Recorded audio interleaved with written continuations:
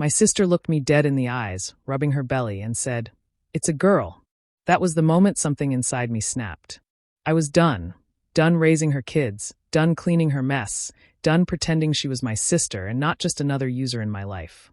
This time, I was going to burn every bridge. Stick with me while I tell you how everything finally broke. My name is Lena Holbrook.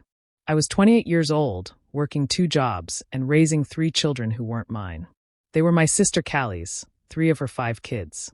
She was 33 and still lived like responsibility was optional. Babies came and went in her life like overdue bills. When things got hard, she disappeared. And I stayed. That night, we were all sitting at the dinner table. It was one of those rare family meals where everyone pretended we were normal. The kids were loud. I was tired. My feet hurt from a double shift. Callie smiled the whole time, waiting for her moment. Then she stood up, placed her hand on her stomach, and said, "I'm pregnant again." The room filled with gasps and weak congratulations. My fork froze in my hand. 6th child. 6th. She looked straight at me while she said it. Not at our mother. Not at anyone else. Me. Suddenly, memories rushed in. The first baby, when she cried and begged me to help, just for a few weeks. The second, when she promised she'd changed. The nights I stayed up with fevers. The mornings I packed lunches before work. The years that disappeared while my own life stood still. I lost a boyfriend because I was always too tired. I passed on better jobs because I couldn't leave the kids. I missed my 20s completely. And across that table, Callie never once asked how I was doing. She laughed and said, "Lena, you'll help me again, right?" Something went quiet inside me. I stood up mid-sentence, pushed my chair back, and walked out the door. My hands were shaking, but not from anger. For the first time, I wasn't reacting. I was thinking. And that scared me more than anything. Maisie was the first one. She is 9 now, but sometimes I still remember the night she was born. Callie handed her to me and said she needed one break.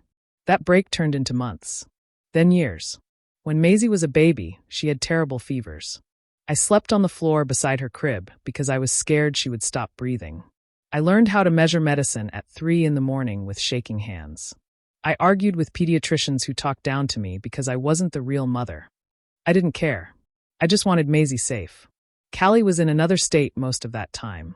She sent photos from clubs, beaches, and road trips. When she did call, it was always rushed. "You're doing great," she'd say, like I was a babysitter, not the person raising her child. I learned how to braid hair by watching videos late at night. Maisie used to sit between my knees before school while I tried again and again until it looked neat. She'd giggle when I messed up and say, "It's okay, Mom." The first time she said that word, my chest tightened. I didn't correct her. I just hugged her. Then I cried alone in the bathroom because I knew it wasn't right, but it felt real. Callie missed her first steps. Her first day of school. Her first lost tooth. I was there for all of it. The worst part came later. Maisie's birthday is in early spring. The first year Callie forgot, I reminded her gently. "She's been busy," I told myself. The second year, Callie promised she'd call and never did. Maisie waited by the phone until she fell asleep on the couch. The third year, I didn't remind Callie at all. She never called. Never texted. Never asked. That night, Maisie asked me quietly, "Did I do something wrong?" That question broke something inside me. I realized then that Callie didn't just abandon responsibility. She abandoned her children emotionally and left me to explain the silence. I held Maisie close and told her she was loved. But deep down, I knew love shouldn't hurt this much. And I also knew this wasn't just helping anymore. This was sacrifice, and no one was protecting me or the kids except myself. When I finally tried to set boundaries, everything turned ugly fast. I didn't yell. I didn't threaten. I just said I couldn't keep doing everything alone anymore. I asked Callie to take the kids on weekends and help with money. She stared at me like I had slapped her. Within days, she started crying to everyone who would listen. She called our mother first. We hadn't spoken much in years, but suddenly Mom was calling me, saying I was being cold and ungrateful. Callie told her I was overwhelmed and not thinking clearly. She said I was stressed and emotional and maybe needed help. Then came the church people. Women I barely knew showed up at my door with soft voices and worried faces. They asked if I was sleeping enough, if I felt angry often, if I'd thought about hurting myself. I stood there shocked while Callie hid behind them, dabbing her eyes. Even my landlord got involved. One afternoon, he pulled me aside and said he'd received a call saying I was unstable and might put the children at risk. I felt my face burn with shame. I had never missed rent, never caused trouble. But one lie from Callie made me look dangerous. She cried perfectly. Her voice would shake. Her hands would tremble. She told everyone she was scared of me, and they believed her. I tried explaining the truth, but my words sounded defensive. Her tears spoke louder than my facts. Every time I opened my mouth, I felt like I was digging myself deeper. That night, after the kids were asleep, I sat alone in the kitchen. My hands wouldn't stop shaking. I realized something terrifying. No one was coming to save me. Not my mother. Not friends. Not the people who smiled kindly while judging me behind my back. Callie had learned something long ago, that tears could erase responsibility. That was the moment I stopped begging to be understood. Instead, I opened a notebook. I wrote down dates, times, every night she disappeared, every dollar I spent, every message she sent asking me to just handle it. I saved voicemails, screenshots, school emails that listed me as the emergency contact. I didn't know exactly what I would need it for yet, but for the first time, I wasn't reacting emotionally. I was preparing, because if no one would protect me or the kids, then I would do it myself, quietly, carefully, and without asking permission. By that point, I was running on empty. My rent was 2 weeks late, and I kept telling myself I'd figure it out somehow. I picked up extra shifts whenever I could, even when my body begged me to rest. Some nights, I told the kids I wasn't hungry so they could have seconds. The truth was, I was counting every dollar and every bite. The fridge was almost empty one evening. I sat at the table staring at a stack of unpaid bills, trying not to cry. My phone buzzed. It was a picture from Callie. She was wearing a white robe, smiling with a drink in her hand. Behind her was a pool, glowing blue under soft lights. The message below the photo said, "Much-needed self-care weekend." I deserve this. I felt my chest tighten. Self-care. While I was choosing between paying rent or buying school shoes.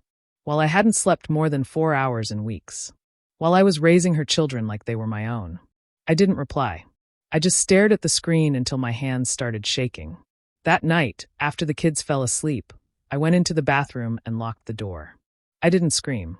I didn't throw anything. I sat on the floor and let silent tears fall into my palms. I felt stupid for ever believing her promises. For thinking she'd change.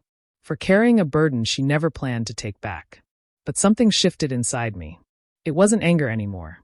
It wasn't heartbreak. It was clarity. I realized Callie wasn't careless.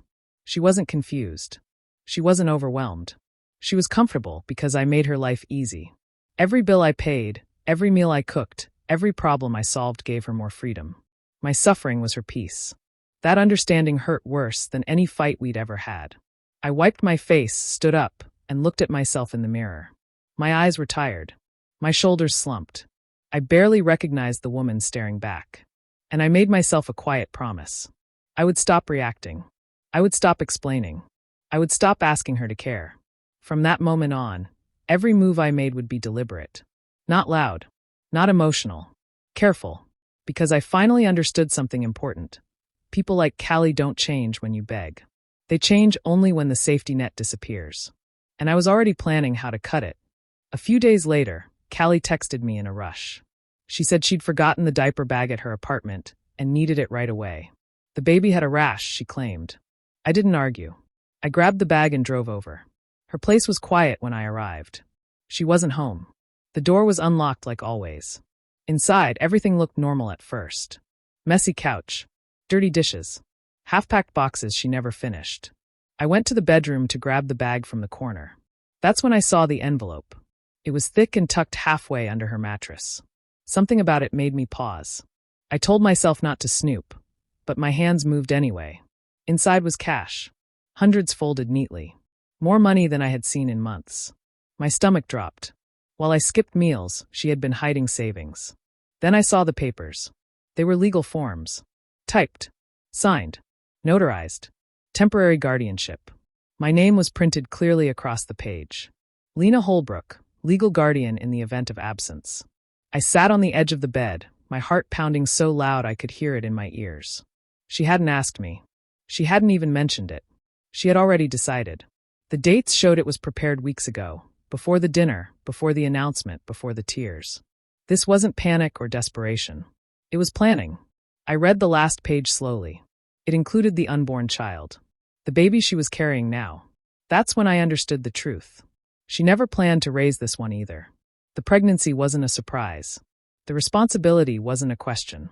I felt sick. Not angry. Not shocked.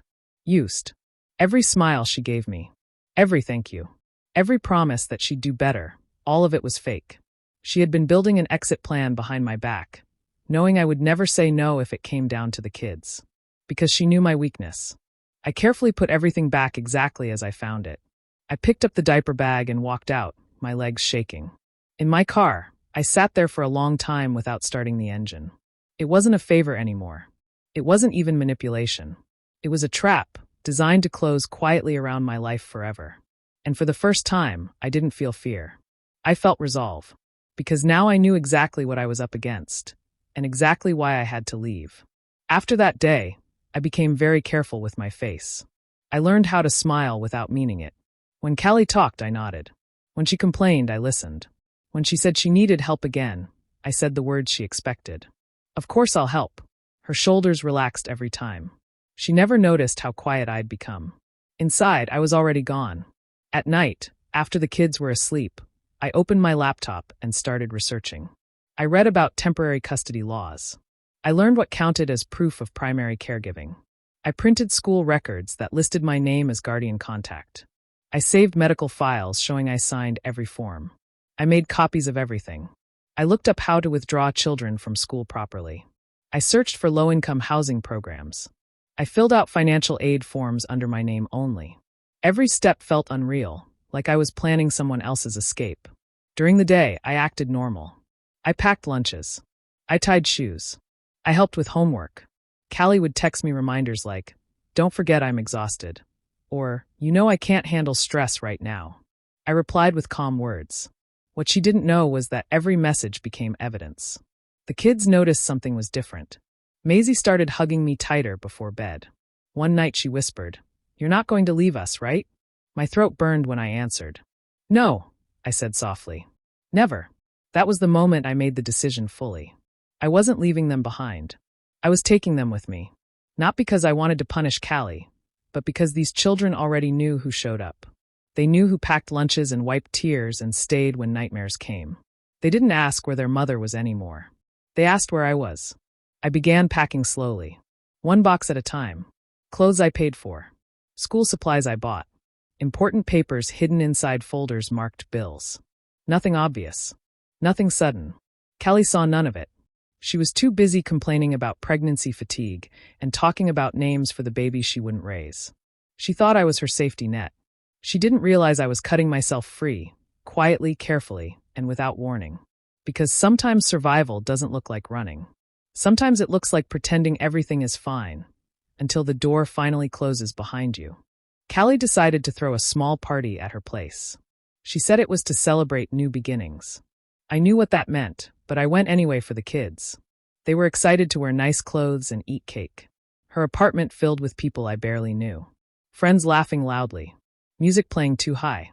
Callie moved through the room like she was important, touching her stomach, soaking in attention. At one point, she tapped a glass and asked everyone to listen. "I just want to say something," she smiled. "I'm proud of myself. I've learned that some women grow, and some women stay small because they're afraid to want more." Her eyes flicked toward me. She continued, "Some people hide behind responsibility instead of building real lives." The room went quiet for a moment. A few people laughed awkwardly. My face burned, but I stayed still. Then I heard a sniffle. Maisie stood near the hallway, tears running down her cheeks. She had understood exactly who Callie was talking about. She ran to the bathroom and slammed the door. No one followed her. Not Callie. Not a single guest. I went after her and held her while she cried into my shoulder.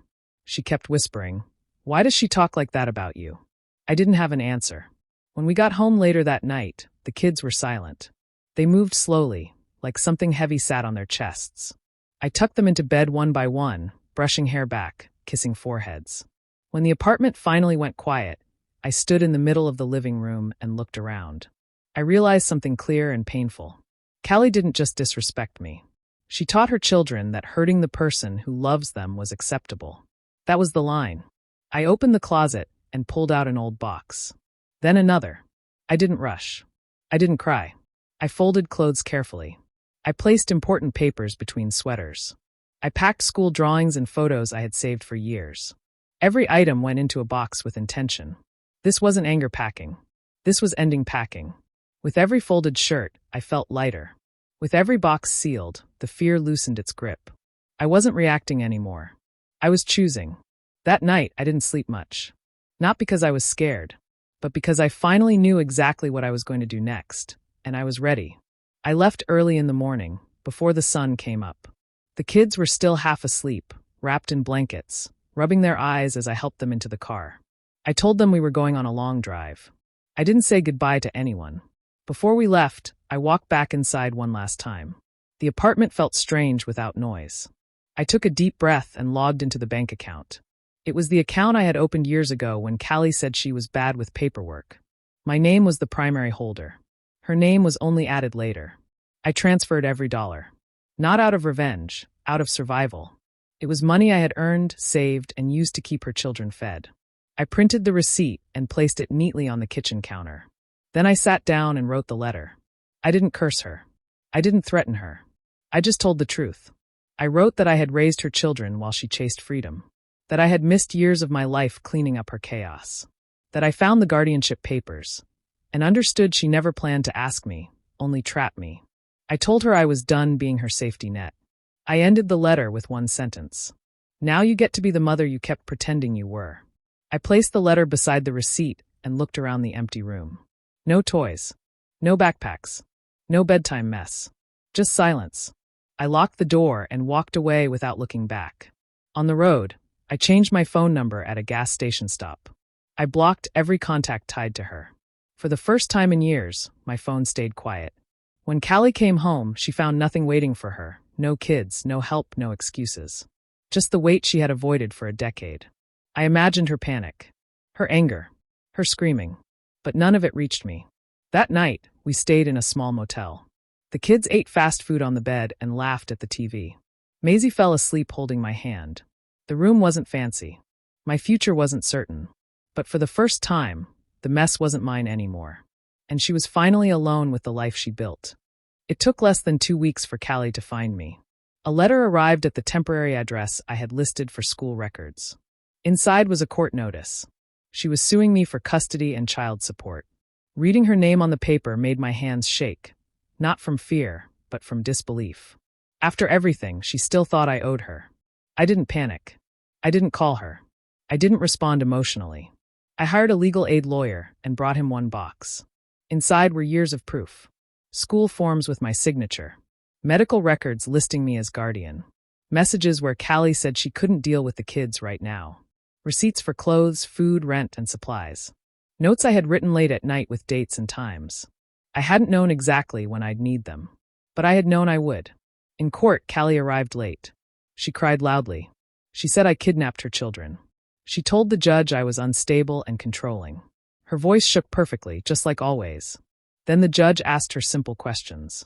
Where had she lived during the past 5 years? Why wasn't her name on the school contact lists? Why had she never attended medical appointments? She couldn't answer. When my lawyer spoke, he didn't raise his voice. He just placed document after document on the table. The room grew quiet as the truth stacked higher. The judge flipped through pages slowly. Then she looked at Callie and said something I will never forget. Being a biological parent does not excuse abandonment. Callie started crying harder. It didn't help. The court granted me temporary custody of the children. Callie was ordered to attend evaluations before any contact could even be considered. A restraining order was issued due to her false reports and harassment. When the gavel came down, my knees almost gave out. Not because I won. Because the kids were safe. Outside the courtroom, Callie screamed my name. I didn't turn around. For the first time, her voice had no power over me. As I walked away with the children beside me, I realized something quiet and heavy. I didn't steal her kids. I kept the ones she left behind. And the law finally saw it too. Life didn't suddenly become easy after court. I was still tired. Some mornings my body ached before the day even began. Healing didn't come fast, and it didn't come clean. But for the first time, the exhaustion felt honest. The kids settled into a quiet routine. School mornings were calmer. Nights were softer. No sudden disappearances. No screaming phone calls. No waiting for someone who never came back. The noise was gone. Sometimes, when the apartment was silent, I realized how loud my life used to be. Chaos had filled every corner. Now there was space, not empty, just peaceful. Callie faded into the background like a bad dream. No messages. No surprise visits. Just a name on old paperwork.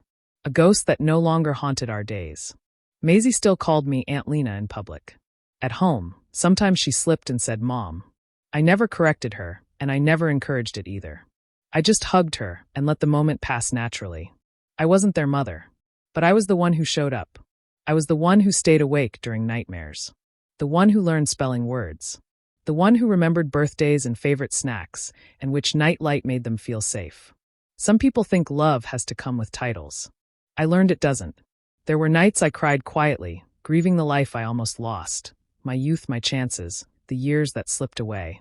But I also understood something important. I didn't lose those years. I used them to protect children who needed someone when no one else would. That truth gave me peace. Not the loud kind. Not the kind you post or celebrate. The quiet kind. The kind that sits with you at the end of the day and lets you breathe. I didn't win anything. I simply stopped losing myself. And when I looked at the kids laughing on the floor, safe and warm, I knew something with certainty. I may not be their mother by blood, but I was their home. And that was enough. If this story touched you, remember this. Love is proven by actions, not blood. Know your rights, document everything, and protect your peace early. If you believe in real-life lessons and emotional stories like this, support the channel by liking, subscribing, and sharing. Your support helps these stories reach others who need strength.